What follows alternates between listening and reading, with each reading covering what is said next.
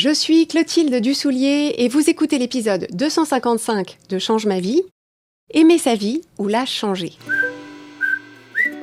Pour enregistrer cet épisode, j'ai le plaisir d'être en compagnie de ma collaboratrice Marina Boucher-Scalca. Si vous faites partie du programme de coaching Change ma vie, vous la connaissez déjà, puisque Marina fait partie de la Dream Team des coachs Change ma vie. Bonjour Marina, je suis ravie d'enregistrer cet épisode avec toi.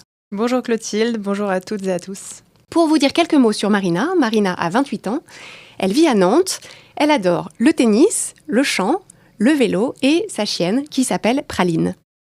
Au sein de Change ma vie, Marina est coach chargée de contenu. Ça veut dire qu'elle fait partie de l'équipe Programme et Contenu et avec Yael, que vous avez rencontré dans l'épisode 248 de Change ma vie, Marina contribue à l'amélioration constante de notre programme de coaching pour que le parcours de nos membres soit toujours plus fluide et toujours plus efficace. J'ai énormément de plaisir à collaborer avec Marina. Elle a une grande maturité, beaucoup de naturel et elle sait particulièrement bien intégrer le feedback. C'est le cas pour toutes les membres de l'équipe Change ma vie et ça fait vraiment partie de notre culture d'entreprise. C'est vraiment cette capacité à évaluer ce qu'on fait sans se sentir personnellement jugé. Et donc ça, c'est quelque chose dont j'ai parlé dans l'épisode 216 de Change ma vie. Alors, toutes ces qualités ont permis à Marina de s'intégrer très rapidement à notre équipe au moment de son arrivée en début d'année. Et on a vraiment beaucoup de chance qu'elle mette ses talents au service de nos projets. Pour cet épisode, nous allons traiter ensemble une question très importante que vous vous êtes à coup sûr déjà posée. La question, c'est est-ce qu'il vaut mieux apprendre à aimer sa vie comme elle est ou est-ce qu'il vaut mieux apprendre à la changer ? Alors Marina, est-ce que tu peux nous en dire plus sur cette question et pourquoi on se la pose ? Tout à fait, donc effectivement, on peut se demander est-ce qu'il vaut mieux que j'aime ma vie ou est-ce qu'il faut plutôt que je cherche à la transformer ? Et comme vous le savez, chez Change ma vie, on vous aide à développer votre indépendance émotionnelle et à comprendre que ce sont vos pensées qui sont à l'origine de vos émotions et non pas les circonstances extérieures. Et en sachant en fait que nos pensées et donc nos émotions dépendent de nous, on peut se demander est-ce qu'il vaut mieux que j'apprenne à aimer ma vie telle qu'elle est ou plutôt que je mette des choses en place pour qu'elle change ? Puisque en fait finalement les deux sont possibles, quelle décision je prends ? Par exemple, dans votre relation à votre corps, je pense notamment aux femmes qui nous écoutent, vous êtes peut-être déjà demandé si vous deviez plutôt accepter votre corps tel qu'il est. Peut-être même que ça répondrait à certaines valeurs pour vous, telles que le féminisme ou encore le mouvement body positive, ou bien si vous devriez plutôt faire tout ce qui est en votre pouvoir pour changer votre corps, pour qu'il soit plus mince, plus tonique, qu'il corresponde mieux à ce qu'on voit dans les publicités, sur les réseaux sociaux, etc. Peut-être que vous vous êtes également déjà posé la question vis-à-vis de votre relation de couple. Vous pouvez trouver que votre partenaire, par exemple, ne prend pas assez d'initiative, qu'il ou elle veut toujours avoir le dernier mot, qu'il ou elle ne vous écoute pas autant que ce que vous aimeriez. Vous vous êtes donc peut-être déjà demandé, est-ce que je vais voir si l'herbe est plus verte ailleurs ? Ou est-ce que j'accepte cette personne telle qu'elle est ? Donc effectivement, le constat, ça peut être si je ressens qu'il y a un truc qui ne me convient pas dans ma vie, c'est-à-dire je ressens un inconfort, une insatisfaction, est-ce que la solution, c'est de changer mes pensées sur ma situation actuelle ou est-ce que ma situation actuelle, c'est ça qui crée le problème et donc je vais me proposer de changer ma situation, mes circonstances. Alors, la question qu'on peut se poser, c'est quel est le risque finalement à ne pas trancher sur cette question, c'est-à-dire se dire ne pas s'intéresser à cette idée d'aimer sa vie ou la changer. Le risque, en réalité, c'est de rester un peu entre les deux, c'est-à-dire de ne prendre ni la décision d'aimer notre vie telle qu'elle est, ni la décision de la changer, et donc de faire un peu 3 pas en avant, 3 pas en arrière. Et du coup, vous resterez dans cet état émotionnel bien, mais pas top, sans jamais vous sentir réellement épanoui, et sans jamais pouvoir dire « j'adore ma vie ». Moi-même, c'est une question que je me suis posée, le fait d'aimer ma vie, ou plutôt de la changer, quand j'ai découvert donc tout ce travail sur l'indépendance émotionnelle. En fait, je trouvais mon travail à l'époque assez ennuyeux, je ne m'épanouissais pas, en fait, je faisais mes heures et je partais le plus tôt possible.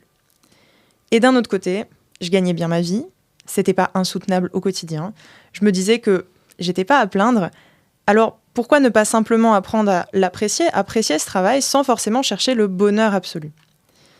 Sauf que ensuite revenait mon envie de changement, mon envie de quelque chose de plus grand, de plus vibrant, qui balayait mes tentatives d'apprécier ma vie telle qu'elle était.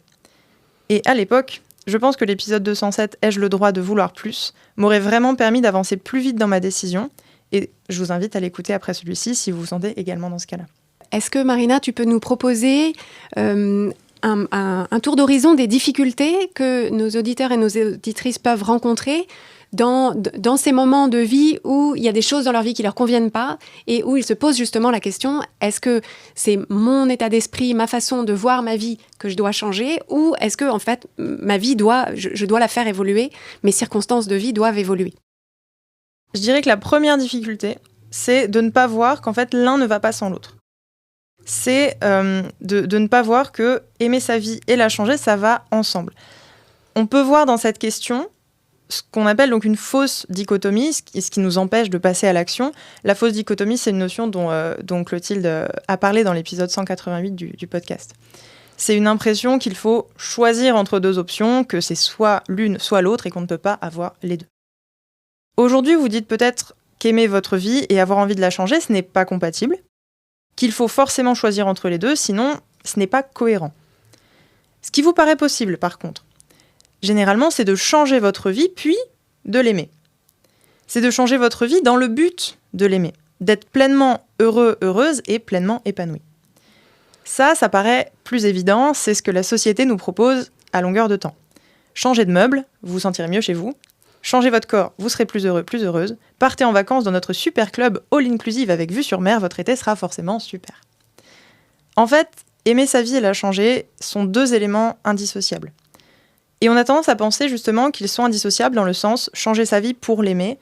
Mais ce qu'on va voir ensemble aujourd'hui, c'est qu'ils sont indissociables surtout dans le sens inverse. Aujourd'hui, on va voir comment aimer sa vie nous permet de la transformer de manière alignée, de manière excitante. Comment faire pour aimer sa vie dans le but pour la changer. Et c'est vrai que c'est assez contre-intuitif. Et je pense que dans les conversations qu'on peut avoir avec ses amis ou avec son entourage, il y a toujours cette idée que si quelque chose ne va pas, si on ne se sent pas bien pour une raison ou pour une autre, on se dit toujours que la solution, c'est de changer quelque chose à l'extérieur. Donc c'est vrai que c'est normal d'avoir cette intuition d'abord que c'est dans ce sens-là qu'il faut faire. Mais notre objectif avec cet épisode, c'est vraiment de vous apporter des clés pour que vous puissiez apporter les changements intérieur ou extérieur dont vous avez besoin pour que vous puissiez vous sentir bien. Et on va parler en particulier de ces idées de carburant émotionnel. Et donc, on va revenir là-dessus. Donc, est-ce que tu peux, Marina, nous dire quel est le risque, finalement, si on se dit que pour qu'on puisse se sentir bien, il faut nécessairement changer sa vie coûte que coûte? Qu'est-ce qu'on risque à être dans cet état d'esprit? Pour moi, le risque, c'est qu'on va développer sa vision, on va se fixer des objectifs, mais en n'aimant pas notre vie initialement. Donc en fait, on va être poussé par un sentiment d'urgence du changement. Et là, il y a un vrai risque de prendre la mauvaise direction. Si on prend l'exemple d'une de nos clientes, ça peut vous rappeler des personnes que vous connaissez, voire peut-être vous-même. Cette cliente qu'on appellera Camille pour respecter son anonymat, elle n'aimait pas son travail, elle ne s'épanouissait pas, elle se disait que c'était sûrement la faute de son employeur, de ses collègues, de ses tâches, de l'organisation de l'entreprise, quelque chose d'extérieur à elle finalement.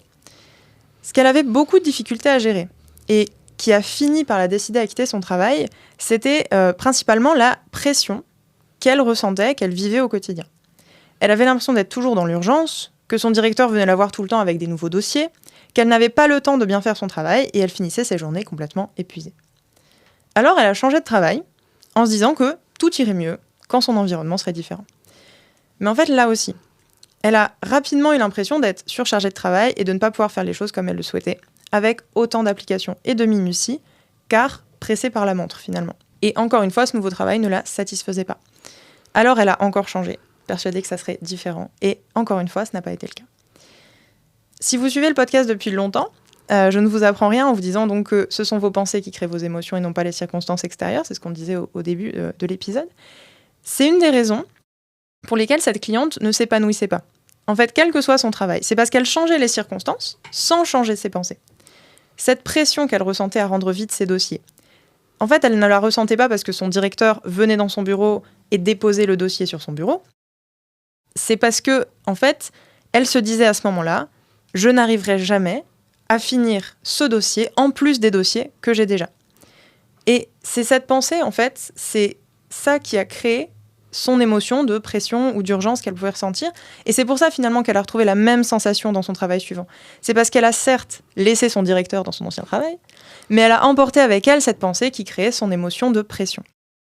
Mais il y a également une autre raison, très liée bien sûr au fait que Camille ne s'épanouissait pas dans son travail, c'est qu'elle ne prenait pas le temps de se poser pour se demander qu'est-ce qui lui plaisait, qu'est-ce qui ne lui plaisait pas, ce qu'elle voulait réellement changer, ce sur quoi elle était d'accord de changer d'abord ses pensées, etc. Et c'est vrai que c'est quelque chose qu'on constate beaucoup, c'est quand on est dans une situation dans laquelle on ne se sent pas bien, en fait, les émotions qu'on ressent sont tellement pénibles qu'en fait, nos choix et nos actions sont plutôt en réaction à ces émotions, plutôt que de créer un espace dans lequel on peut effectivement prendre le temps de se dire, OK, en fait, quelles sont les vraies raisons pour lesquelles je ne me sens pas bien là où je suis, les raisons intérieures et les raisons extérieures, pour pouvoir ensuite définir où est-ce qu'on veut aller pour peut-être ne plus ressentir cet inconfort, mais en s'étant posé les bonnes questions en amont.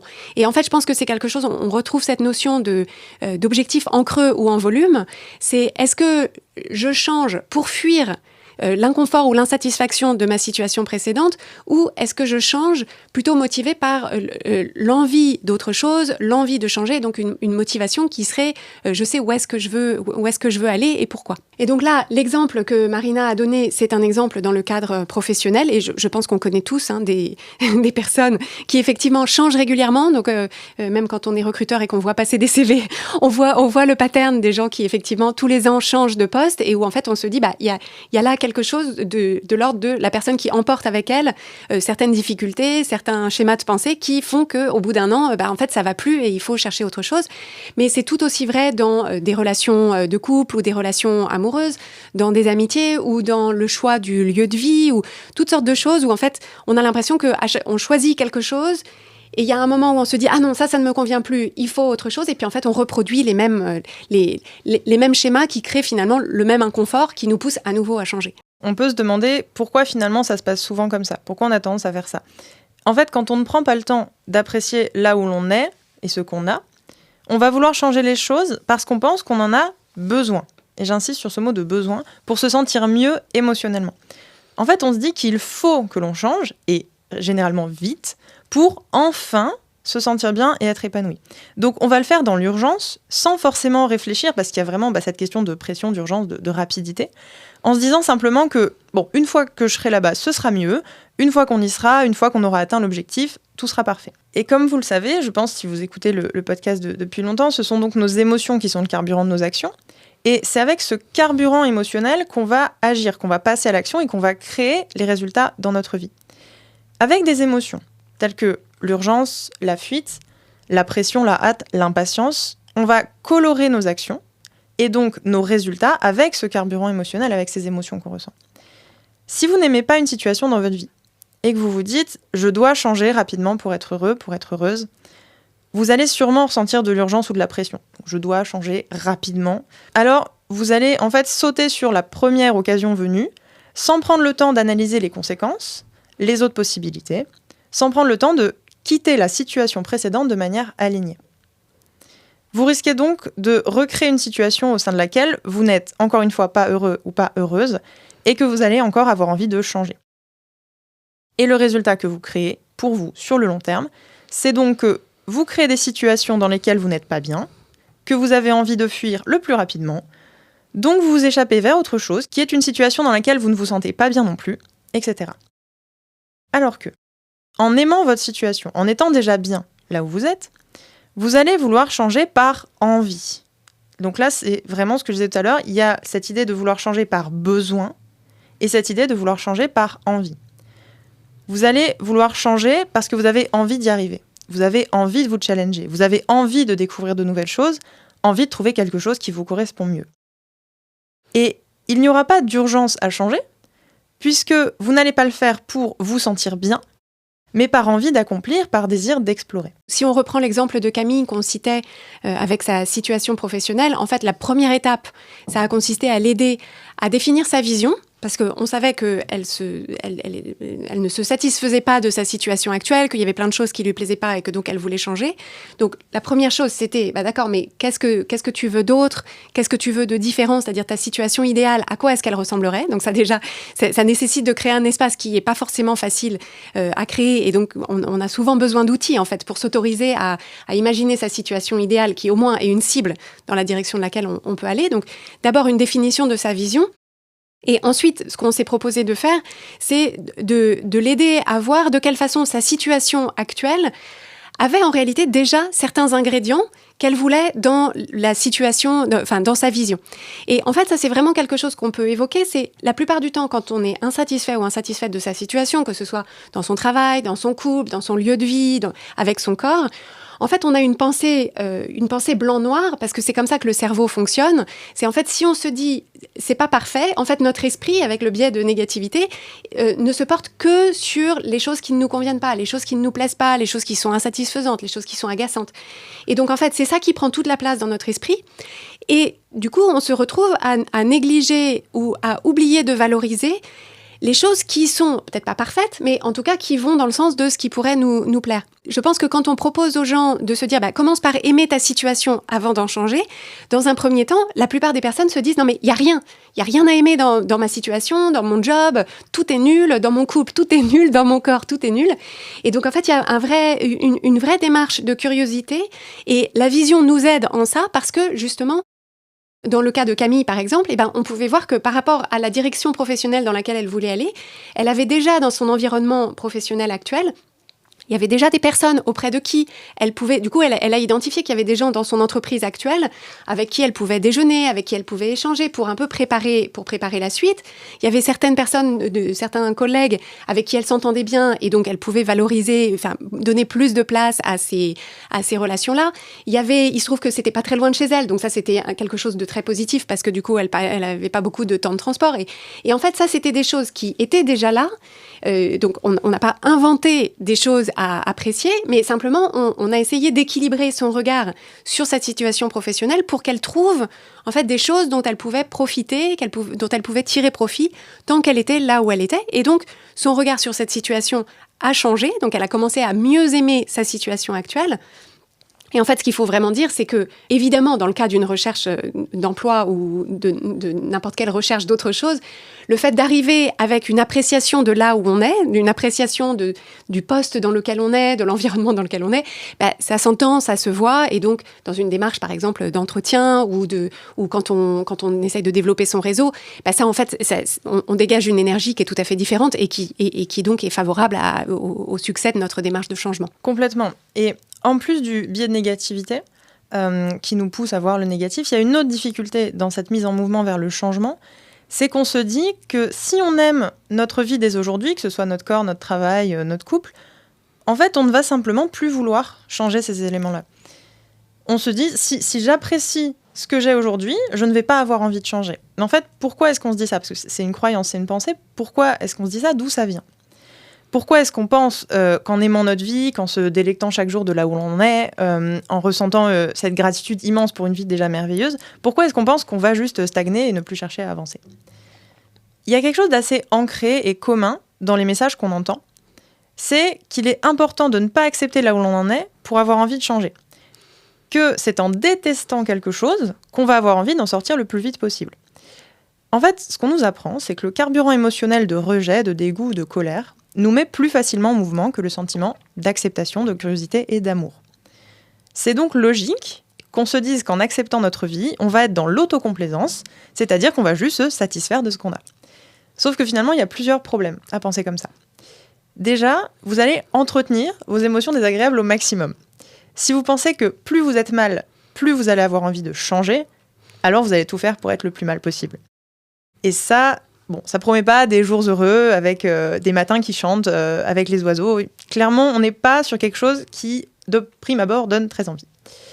Par exemple, si vous ressentez généralement du dégoût, de la tristesse ou de la frustration quand vous regardez votre corps dans le miroir, vous vous dites peut-être que c'est important que vous entreteniez au maximum ces émotions afin d'avoir réellement envie de changer. Vous vous dites peut-être, comme moi à une époque, que ce sont ces émotions qui, un jour, vont créer pour vous ce fameux déclic qui va tout changer. Du coup, le jour où vous allez vous trouver jolie devant le miroir, parce qu'il y a des jours, même quand on n'aime pas son corps, où on se trouve un peu mieux que d'habitude, vous allez peut-être rapidement vous dire « Attention, rappelle-toi quand même que tu pèses tant, que ce jean ne fait que cacher tes bourrelets, qu'en maillot de bain c'est la catastrophe, etc. » Parce que ce que vous vous dites à ce moment-là, ce qu'on vous a appris, c'est que le fait de vous aimer tel que vous êtes, c'est prendre le risque de ne plus vouloir changer. Vous allez donc entretenir ce mal-être, vous plaindre, traîner des pieds, remarquer chaque jour pourquoi votre vie n'est pas idéale. Et en fait, vous n'allez pas faire ça par gaieté de cœur. Vous le ferez parce que vous pensez que c'est le moyen idéal d'entretenir le meilleur carburant émotionnel pour avoir envie d'avancer vers votre vision. Que si vous ne voyez plus tous ces aspects négatifs, si vous apprenez à apprécier votre vie aujourd'hui, alors vous resterez dans cette situation. Ensuite, quand vous allez essayer de changer les choses, vous allez être dans l'urgence et vous n'allez pas prendre le temps d'apprécier le chemin. Vous allez, par exemple, si on reprend cet exemple du corps, manger plus de légumes, moins de sucre, faire plus de sport, boire moins d'alcool, acheter des vêtements plus petits pour vous motiver, vous abonner à des comptes de fitness et de nutrition sur les réseaux sociaux. Sauf que ces changements-là, qui ne sont pas nécessairement mauvais en soi, mais ces changements-là que vous allez les opérer en ressentant des émotions négatives à propos de votre situation actuelle. Donc, comme on le disait, du dégoût, du rejet, ça peut être aussi de la culpabilité, de la colère, de la lassitude. Et vous allez entamer votre chemin vers le changement dans cette énergie. Vous n'allez donc pas vivre vos étapes d'évolution avec joie, excitation et envie. Et c'est ce qui vous donnera l'impression d'un chemin compliqué et donc que vous n'aurez pas du tout envie d'emprunter. C'est ça. En fait, en chemin, on associe nos actions au climat émotionnel dans lequel on les entreprend. Et donc, on finit par associer le fait de prendre soin de son corps, de sa nutrition, de son apparence, etc., au ressenti hyper pénible dont on l'a coloré. Et donc, effectivement, dans ces cas-là, on crée un inconfort encore plus grand qui nous pousse, évidemment, parce qu'on le sait, à manger des trucs sucrés un soir tard, parce qu'en fait, on se sent tellement mal. Mais on oublie qu'on se sent mal, pas parce que notre corps est comme il est, mais on se sent mal à cause de toutes les pensées de rejet, de dégoût, de honte qu'on a créées au départ. Et on peut même identifier que dans certains cas, cette fausse idée qu'il faut entretenir l'insatisfaction actuelle pour amorcer des changements, ça peut même mener à de l'auto-sabotage. Et ça, c'est quelque chose qu'on voit en particulier dans les relations, en particulier les relations de couple, mais aussi les relations d'amitié. C'est si on a, pour une raison ou pour une autre, envie de changer, c'est-à-dire envie de quitter la personne avec qui on est, ou qu'on n'a plus envie de voir tel ou tel ami parce qu'en fait, ça ne correspond plus à la phase de vie dans laquelle on a l'impression que pour justifier notre envie de changement, il faut en fait qu'on constitue une sorte de dossier solide. Et donc, en fait, on va, par exemple, dans le couple, provoquer beaucoup de disputes. Il y a parfois des gens qui, du coup, vont être infidèles s'ils sont dans un couple dans lequel la fidélité fait partie de l'accord de base. Tromper l'autre pour se donner une raison ou avoir un comportement qui est tellement odieux que l'autre, en réaction, va être odieux. Et du coup, on s'en sert, on dit, tu vois comme il est odieux. Et pareil dans les amitiés, c'est-à-dire on va créer les circonstances pour que l'autre nous montre qu'on a effectivement raison de mettre un terme à cette relation. Alors qu'en réalité, les relations qu'on a, on n'est pas obligé de les saboter pour les quitter. On peut changer, faire évoluer des relations ou en sortir juste parce que ça correspond à la personne qu'on est devenue, ça correspond à nos nouvelles aspirations. Et donc en fait, c'est vraiment important d'identifier quand on est finalement dans cette espèce de cercle vicieux dans lequel on ne se sent pas bien, on pense que pour sortir de cette situation, il faut entretenir les émotions négatives. Donc, les actions de changement sont inspirées par ces émotions négatives, donc créent plus d'émotions négatives. Donc, on abandonne le changement parce que c'est trop pénible et donc on reste là où on est. Et donc, ça, c'est vraiment le cercle vicieux qu'on cherche à briser.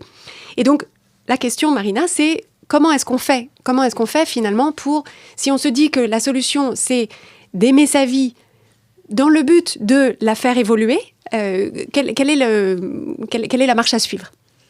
Alors, pour moi, la première étape, c'est vraiment de comprendre que aimer sa vie ne veut pas dire qu'on ne va plus avoir envie de la changer. Moi, c'est vraiment la première chose à comprendre. Sinon, on va vraiment être réfractaire à cette idée d'aimer notre vie parce qu'on va se dire non, après, je vais me complaire, ça ne me va pas. Donc, de comprendre que aimer sa vie, ça ne veut pas dire ne pas avoir envie de la changer, c'est même tout le contraire. On va en fait avoir beaucoup plus envie de faire des choses quand on se sent déjà bien. Et en plus, l'être humain a cette envie d'évoluer, de progresser, d'améliorer sans cesse son confort de vie, même quand il est à son aise. Donc, vraiment, plus vous allez apprécier là où vous êtes et votre vie aujourd'hui, plus vous allez avoir envie de faire des choses. Si je prends une métaphore, parce qu'on aime bien les métaphores dans le podcast, imaginez une construction.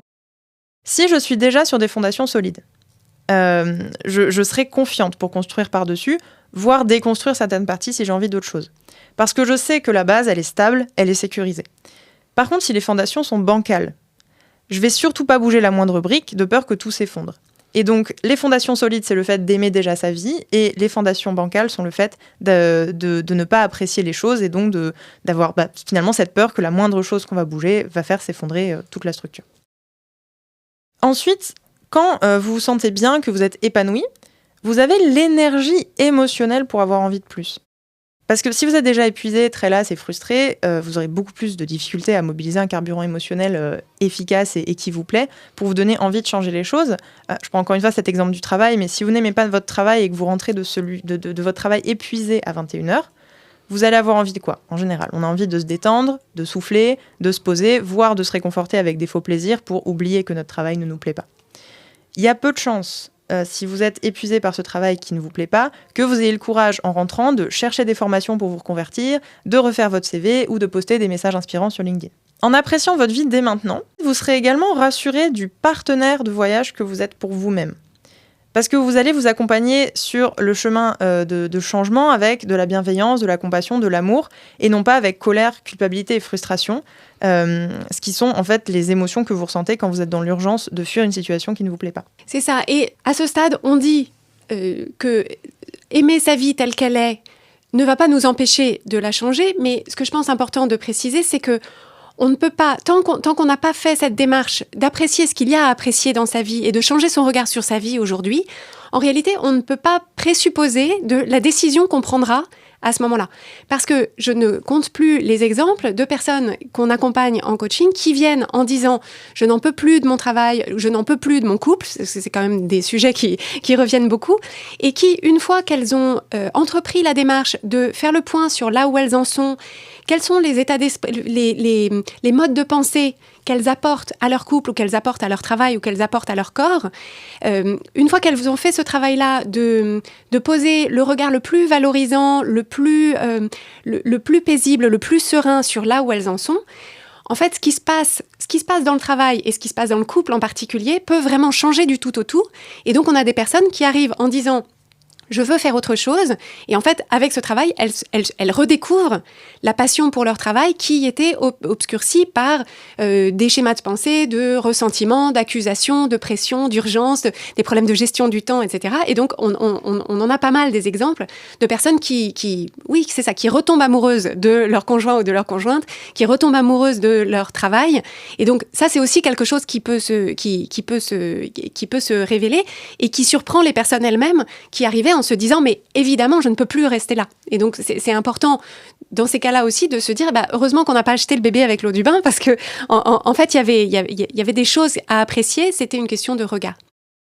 Donc comment est-ce qu'on fait si on se dit que la première étape c'est effectivement de faire évoluer son regard sur sa situation actuelle pour l'aimer ou tout au moins apprécier ce qu'il y a à apprécier.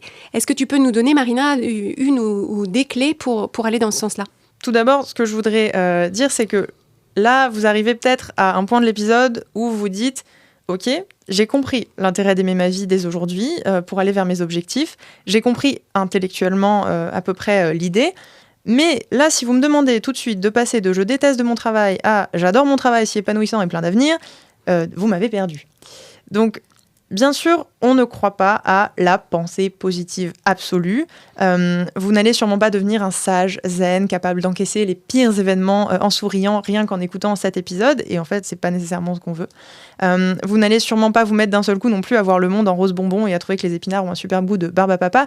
Et ça tombe bien parce que ça n'a jamais été notre objectif. Ça va se faire en fait d'une manière plus progressive et avec des explorations de vous-même. Donc, si on reprend cet exemple, votre pensée aujourd'hui, c'est « je déteste mon travail ». On va appeler cette pensée votre pensée par défaut. C'est-à-dire que c'est une pensée que vous avez aujourd'hui par défaut, de manière automatique, mais qui ne va pas créer dans votre vie les résultats que vous voulez. Pas les résultats que vous voulez, c'est dans le sens où vous n'aimez pas votre travail et vous n'avez pas ou pas complètement mis les actions en place pour en changer. Votre objectif, notamment depuis que vous écoutez cet épisode, c'est d'aimer votre travail pour mettre des actions en place de manière efficace et avec un bon carburant émotionnel pour vous diriger vers votre vision, vers vos objectifs. Vous avez donc envie, in fine, de penser sincèrement et profondément « j'adore mon travail ». Sauf que cette pensée, aujourd'hui, vous ne la croyez juste pas du tout. Elle ne vous est pas encore accessible. Donc, vous aurez beau la répéter devant un miroir tous les matins, il y a peu de chances que ce soit efficace. Cette pensée de « j'adore mon travail », qui est aujourd'hui pas accessible pour vous, on va donc l'appeler votre pensée cible. Donc, il y a la pensée par défaut de « je déteste mon travail » et la pensée cible « j'adore mon travail ». En fait, la pensée cible, c'est la pensée objective que vous avez envie de cultiver au quotidien parce que vous savez que ça créera pour vous de bien meilleurs résultats. L'idée, c'est de se dire, le cerveau ne peut pas changer d'avis du tout au tout, on n'est pas câblé pour ça. Par contre, on a la possibilité d'aller petit à petit avec des pensées, ce qu'on appelle des pensées intermédiaires, de la pensée de départ à la pensée cible, en choisissant à chaque fois une pensée à laquelle on adhère déjà ou on adhère presque pour avancer dans cette direction. Et on a d'ailleurs, dans le programme de coaching Change ma vie, on a un outil spécifique là-dessus pour développer, comment est-ce qu'on fait pour développer ces pensées intermédiaire. Tout à fait. Et dans notre exemple donc je déteste mon travail et j'adore mon travail, une pensée intermédiaire qu'on pourrait avoir, ça serait par exemple « mon travail me permet de subvenir à mes besoins ». Mon travail me permet de vivre là où j'ai envie de vivre, d'avoir les activités que j'ai envie d'avoir. Et cette pensée de « mon travail me permet de subvenir à mes besoins », en laquelle vous croyez déjà, en fait, elle va vous permettre de vous rapprocher de votre pensée cible. Parce qu'en fait, elle va mettre votre travail plus en valeur. Votre travail va en fait revêtir une connotation beaucoup plus positive dans cette phrase. Ce que vous allez donc ressentir grâce à cette pensée, c'est une émotion plus agréable. Ça va être de la satisfaction, de l'apaisement. Et vous irez donc au travail avec plus d'envie. Vous réaliserez vos tâches avec la sensation que c'est la bonne chose à faire. Et vous parlerez de votre travail peut-être plus facilement et de manière plus fluide. En fait, dans votre quotidien, vous allez être beaucoup plus aligné avec la place qu'occupe votre travail aujourd'hui dans votre vie. Ensuite, quand cette pensée sera bien ancrée, que vous l'aurez pratiquée régulièrement, vous pourrez passer à une nouvelle pensée intermédiaire, toujours avec cet objectif de vous rapprocher de votre pensée cible. Une autre pensée intermédiaire, ça pourrait être « il y a telle et telle de mes tâches que j'aime beaucoup ». Dans mon travail, je peux me permettre une longue pause déjeuner, etc. Vraiment, ça peut être les pensées intermédiaires. C'est des pensées que vous croyez déjà et ou que vous êtes vraiment pas loin de croire et vous allez vous en rapprocher. Jusqu'à finalement arriver à croire cette fameuse pensée cible « j'adore mon travail ». En fait, vous allez modifier petit à petit le biais de votre cerveau afin qu'il perçoive de plus en plus facilement les aspects positifs de votre travail pour vous sentir donc de mieux en mieux. Si vous souhaitez cette fois-ci améliorer donc votre relation à votre corps, votre pensée cible, ça peut être « mon corps est parfait tel qu'il est ». Encore une fois, c'est votre pensée cible parce qu'aujourd'hui, vous ne pensez pas ça, donc ce n'est pas encore accessible, mais vous savez qu'en pensant ça, ça ne va pas vous empêcher de vouloir le changer, c'est ce qu'on disait tout à l'heure, et vous restez dans tous les cas un être humain qui a envie d'évoluer. Vous savez que cette pensée, elle vous donnera l'envie d'aller vers des objectifs qui vous correspondent vraiment, avec un carburant émotionnel efficace. Donc cette pensée « mon corps est parfait tel qu'il est », elle ne va pas vous freiner, bien au contraire, mais elle est quand même pas accessible aujourd'hui. Alors, vous pouvez commencer par des pensées intermédiaires, telles que par exemple « c'est mon corps qui me permet de marcher, de rire, de chanter ». Et là, je vous invite à vous poser la question, quand vous dites ça, qu'est-ce que vous ressentez ? Peut-être que vous ressentez de la gratitude, peut-être que vous ressentez de la joie, peut-être une autre émotion. Et en ressentant ça, en fait, vous allez faire déjà plus attention à votre corps. Vous allez peut-être avoir moins envie de le serrer dans des vêtements trop petits. Vous allez peut-être avoir beaucoup moins envie de l'affamer parce qu'il vous permet ces choses-là. Il vous permet de rire, de marcher, de chanter. Et au quotidien, vous allez continuer de marcher, de rire et de chanter tout en vous sentant finalement déjà plus léger ou plus légère parce que vous pourrez vraiment ressentir tout ça peut être de la joie, de la gratitude, ce que vous ressentez envers votre corps aujourd'hui. Et ensuite, vous pourrez cultiver de nouvelles pensées intermédiaires chaque fois plus proches de la pensée cible. Et si on donne enfin le même exemple dans une relation de couple qui vous pose question, vous avez peut-être envie de penser « cette personne est celle qui me correspond plus que tout autre ». Et vous allez commencer peut-être par vous dire « cette personne sait comment me faire rire, cette personne est à l'écoute, cette personne me respecte, grâce à cette personne, je me sens à l'aise ». Et vous allez ressentir de la gratitude, de l'amour, et vous allez profiter des moments avec elle, vous allez lui accorder de l'attention. Au quotidien, vous serez plus à l'aise dans cette relation telle qu'elle est aujourd'hui, Et vous pourrez ensuite cultiver de nouvelles pensées intermédiaires chaque fois plus proches de votre pensée cible. Et en chemin vers ces pensées cibles, que ce soit dans l'exemple de votre travail, de votre corps ou de votre relation de couple, en chemin vers ces pensées cibles, vous continuerez à développer votre vision dans ce domaine qui vous pose aujourd'hui problème.